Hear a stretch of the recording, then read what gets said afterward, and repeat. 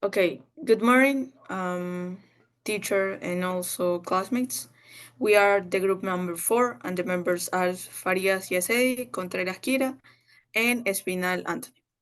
Okay, first we have the content that is the introduction, the statement of the problem, solution, and also the implementation of the plan. Okay, start with the introduction. In recent years, virtual classes have emerged as a powerful tool revolutionizing education by transcending barriers of communication and also offering flexible learning opportunities. However, with their very fast adoption, a lot of challenges have surfaced, underscoring the complexities of online education.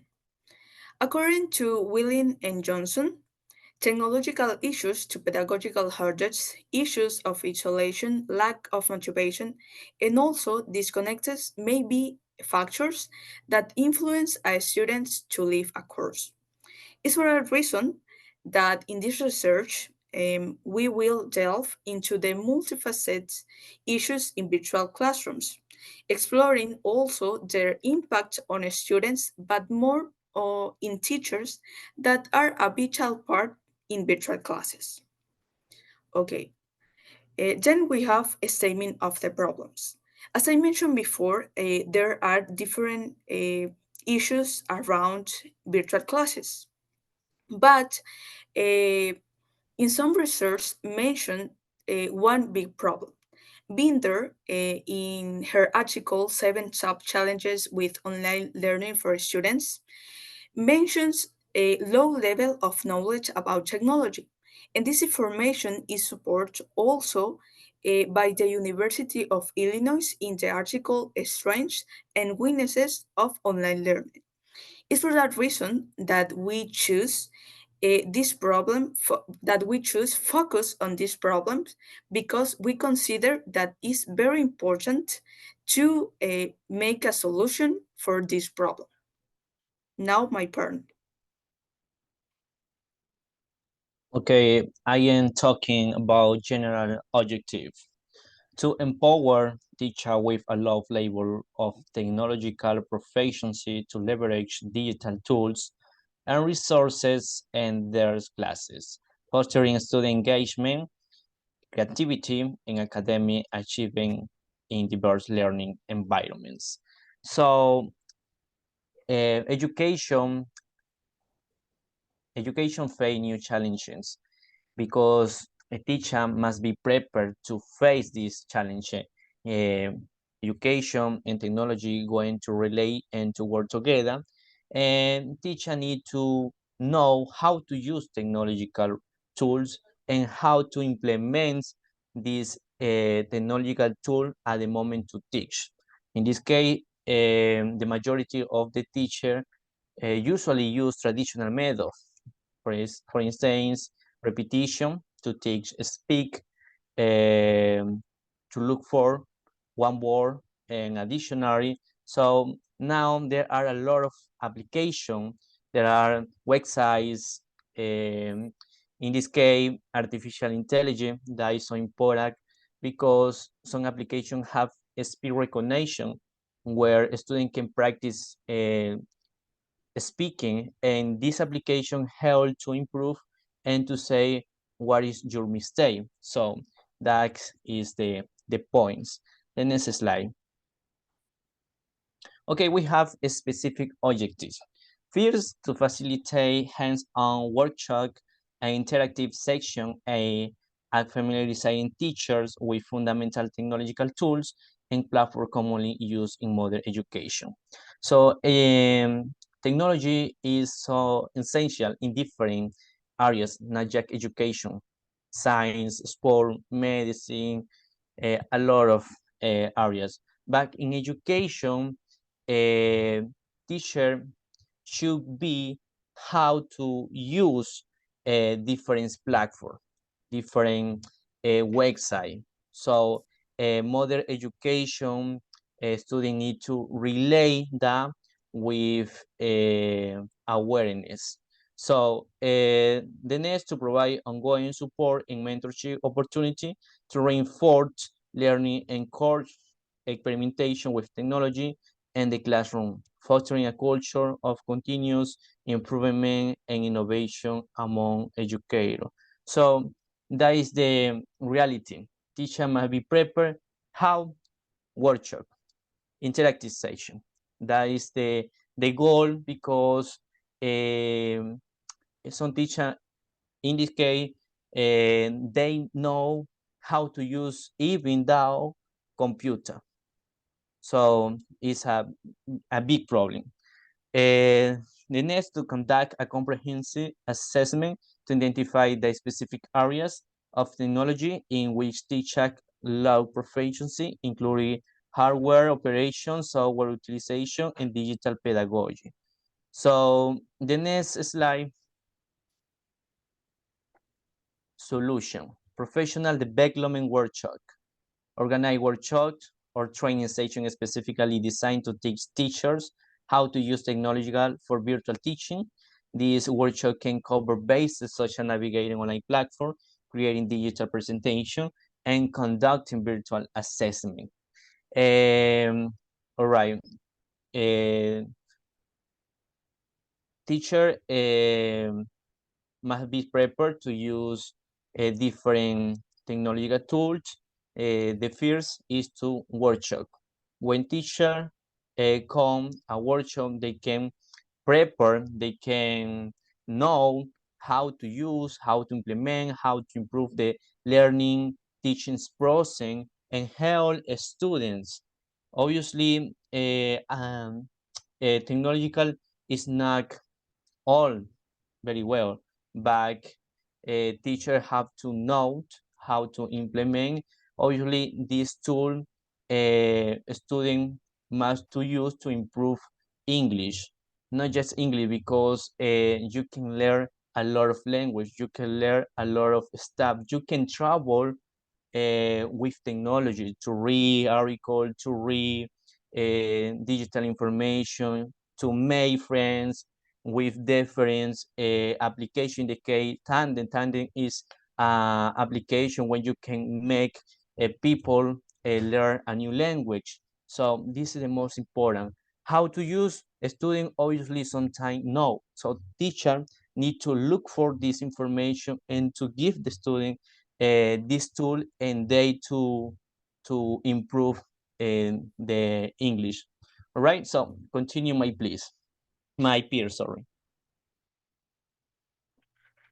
Okay, so now we're talking about the implementation of this plan. How are we going to do these workshops? So first of all, we need to conduct surveys and interviews with the teachers. Why? Because we need to identify the specific technological challenges and training that they need. Okay, so to do this, of course, we need to interview them, ask them what are the areas where they need to improve um, about the technology. Okay, then we propose to engage external technology expert educators to lead these sessions, these workshops. But of course, we know that that is not easy. So we provide three options for this. Okay, so the first one is to adjust the budget. Okay, because we need to prioritize the professional development, of course, because of the long-term benefits that this can have.